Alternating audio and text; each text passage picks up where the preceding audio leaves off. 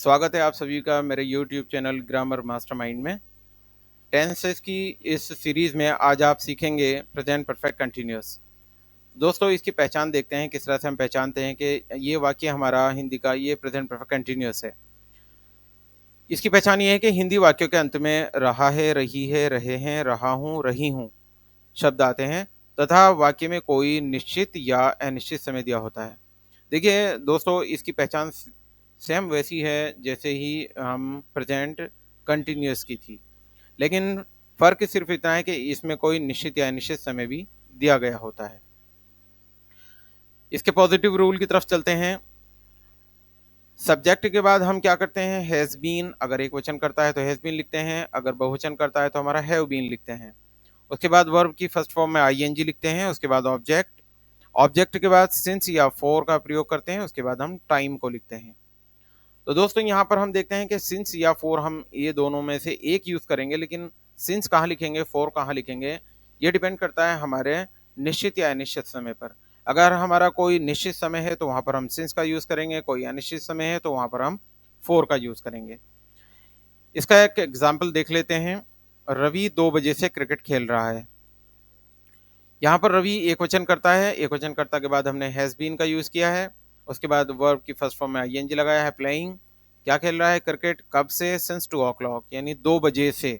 देखिए दोस्तों, जहां पर भी समय बजे करके आएगा वो निश्चित समय होगा, ये ध्यान रखिएगा। तो वहां पर हम समय लिखने से पहले क्या करेंगे, सिंस का यूज करेंगे। तो जैसे इस सेंटेंस में हमने किया है, रवि 2 बजे से, 2 बजे, यहाँ पर बजे शब्द आया है तो देखिए ये हमें हमें पता चल गया है निश्चित समय है। निश्चित समय के लिए हमने क्या किया, वो समय लिखने से पहले सिंस का यूज किया है। सेंटेंस इस तरह से बना, Ravi has been playing cricket since 2 o'clock। दोस्तों, अगला सेंटेंस देखते हैं। मीरा 3 दिन से ट्रेन में यात्रा कर रही है।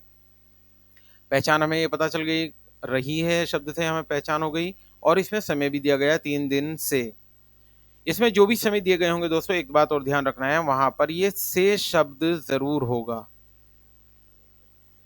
तो हम क्या करेंगे, हम समझ जाएंगे कि ये हमारा सेंटेंस जो है वो प्रेजेंट परफेक्ट कंटिन्यूअस है। देखिए, अकॉर्डिंग टू रूल, मीरा एक वचन करता है, उसके बाद हमने हैज़ बीन लिख दिया। हैज़ बीन लिखने के बाद वर्ब की फर्स्ट फॉर्म में हमने आईएनजी लगा दी, ट्रैवलिंग हो गया। कहाँ यात्रा कर रही है, ट्रेन में, इन द ट्रेन। कब से, 3 दिन से। देखिए यहाँ पर दिन जो है वो निश्चित नहीं है, दिन कौन से या कब, कौन से वाले दिन, मंडे से, ट्यूसडे से या वेडनेसडे से, ये यहाँ पर निश्चित नहीं है। दिनों का नाम नहीं दिए गए हैं, सिर्फ ये दिया गया है 3 दिन से। तो इसलिए यहाँ पर हमने फॉर का यूज किया है, क्योंकि यहाँ पर ये अनिश्चित समय है। अगर दिनों के नाम दिए गए होते तो फिर हम यहाँ पर सिंस का यूज करते। तो सेंटेंस हो गया, Meera has been travelling in the train for 3 days। दोस्तों, आगे चलते हैं नेगेटिव रूल की तरफ। नेगेटिव रूल में हम देखते हैं कि सब्जेक्ट के बाद हम हैज नॉट बीन या have not been according to subject लिखते हैं। उसके बाद वर्ब की फर्स्ट फॉर्म में आईएनजी, उसके बाद ऑब्जेक्ट, उसके बाद सिंस या फॉर का यूज करते हैं, जैसा कि मैंने आपको पहले भी बताया। उसके बाद हम जो भी टाइम दिया गया होता है उसको लिखते हैं। एक एग्जांपल देख लेते हैं। ये लड़के सोमवार से अपना पाठ याद नहीं कर रहे हैं। तो देखिए, ये लड़के, दीज बॉयज, ये प्लूरल सब्जेक्ट है यहाँ पर, तो दीज बॉयज के बाद हमने हैव नॉट बीन का यूज किया है। उसके बाद वर्ब की फर्स्ट फॉर्म में आईएनजी लगाई है।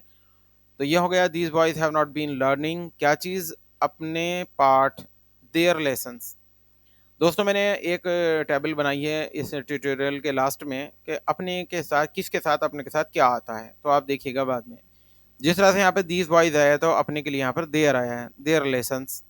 कब से, सिंस मंडे, यानी सोमवार से। देखिए यहाँ ये जो सोमवार से है ये निश्चित दिन है, ये निश्चित समय है, तो इसलिए हमने यहाँ पर सिंस का यूज किया है। अब यहाँ दिन का नाम आ गया है, इसलिए निश्चित समय हो गया, तो इसलिए हमने यहाँ पर सिंस का यूज किया है।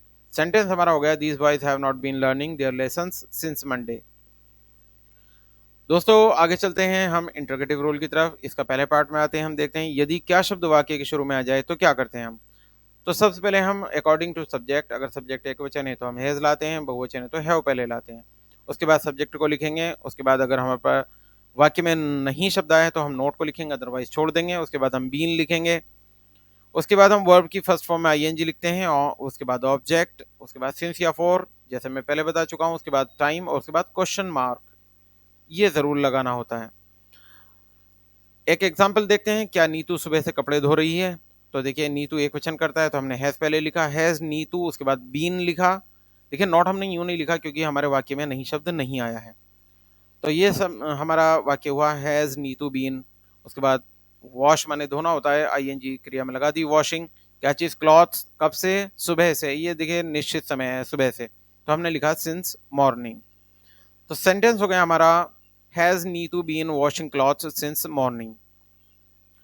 इसके दूसरे पार्ट की तरफ चलते हैं, हम देखते हैं यदि प्रश्नवाचक शब्द वाक्य के बीच में कहीं आ जाता है तो हम क्या करते हैं, क्वेश्चन वर्ड को पहले लिखते हैं और बाकी जैसा हमने क्या शब्द वाला कि क्या शब्द शुरू में आ जाए तो उसका जो नियम था सेम, अगर आप ये देखें, ये ऊपर has, have, subject, not, been, verb की first form ING, object, since या फॉर, प्लस टाइम और क्वेश्चन मार्क, ये पूरा का पूरा हम इस क्वेश्चन वर्ड के नीचे आप देख रहे हैं क्वेश्चन वर्ड के आगे ऐसा एज इट इज लिख देते हैं। इसमें कोई और चेंजिंग नहीं होती है। इसका एक एग्जाम्पल देख लेते हैं। ये लड़के 10 मिनट से क्या खेल रहे हैं। देखिए क्या शब्द वाक्य के बीच में आया है तो इसकी अंग्रेजी हम सबसे पहले लिखेंगे। क्वेश्चन वर्ड को पहले लिखा हमने व्हाट, उसके बाद हमने हैव लिखा। हैव हमने इसलिए लिखा क्योंकि यहाँ पर हमारा कर्ता दीज बॉयज है, तो ये हो गया हमारा व्हाट हैव दीज बॉयज। उसके बाद बीन लिखा, बीन के बाद वर्ब की फर्स्ट फॉर्म आईएनजी प्लेइंग। अब देखिए हमने लिखा है यहाँ पर 10 मिनट, 10 मिनट जो हमारा वो अनिश्चित समय है, तो इसलिए हमने उससे पहले 4 लिखा है, 4 10 मिनट्स। तो हमारा सेंटेंस हो गया, what have these boys been playing 4 10 minutes. तो ये हमारा वाक्य हो गया, ये लड़के 10 मिनट से क्या खेल रहे हैं। दोस्तों आगे चलते हैं हम जैसा कि मैंने आपको बताया था कि मैंने एक टेबल बनाई है ताकि आप आने वाले समय में जब सेंटेंस बनाएं तो उसमें कोई गलती ना हो आपको सिंस या फोर के यूज़ करने में। देखिए मैं आपको थोड़ा सा बता देता हूँ कि अगर कहीं आ जाए रात के 2 बजे से, दोपहर के 2 बजे से, या 2 बजे से, या 3 बजे से, तो वहाँ पर हम सिंस का प्रयोग करेंगे। इसी तरह से वर्ष का कोई दिन आ जाए कि 1900 वर्ष का कोई नाम आ जाए 1998 से, जैसे 2005 से, 2009 से, 2012 से, 2015 से, वगैरह वगैरह, वहाँ पे भी हम सिंस का यूज़ करेंगे। कोई दिनों के नाम आ जाए जैसे मंडे से लेकर और ये आगे संडे तक, कुछ भी कोई दिन का नाम आता है तो वो भी हमारा निश्चित टाइम होता है, तो वहाँ भी हम सिंस का यूज़ करेंगे। अगर आ जाता है सुबह से, शाम से, दोपहर से या रात से, तो वहाँ पर भी हम जो है सिंस का प्रयोग करते हैं। दोस्तों उसके बाद देखते हैं हम, जैसे आ जाए कल से, परसों से, तो वहाँ पर भी हम सिंस का यूज़ करेंगे। उसके बाद आगे देखते हैं हम, अगर आ जाए बचपन से या जन्म से, तो वहाँ पे भी हम सिंस का यूज़ करते हैं। अगर आ जाए उस दिन से तो सिंस दैट डे, ये भी निश्चित समय है। ऐसे आ जाए सुबह से या दिन का कोई भी नाम हो उससे भी आए तो वहाँ पे भी हम सिंस का यूज़ करते हैं। दोस्तों आगे देखते हैं इंडेफिनिट, जो इंडेफिनिट टाइम है। अगर इंडेफिनिट टाइम में आ जाए कि 4 2 सेकंड, 2 सेकंड से, 4 2 मिनट्स, 2 मिनट से, 4 2 डेज, 2 दिन से, 4 2 आवर्स, 2 घंटे से, 4 2 वीक्स, 2 सप्ताह से, 4 2 मंथ्स, 2 महीने से, 4 2 ईयर्स, 2 वर्ष से, 4 2 सेंचुरीज, 2 शताब्दी से, फॉर ए लॉन्ग टाइम, एक लंबे समय से, फॉर ए वाइल, थोड़ी देर से, 4 मैनी डेज, कई दिनों से, 4 आवर्स, घंटों से, 4 मंथ्स, महीनों से, 4 ईयर्स, एटसेट्रा यानी वर्षों से, वगैरह वगैरह।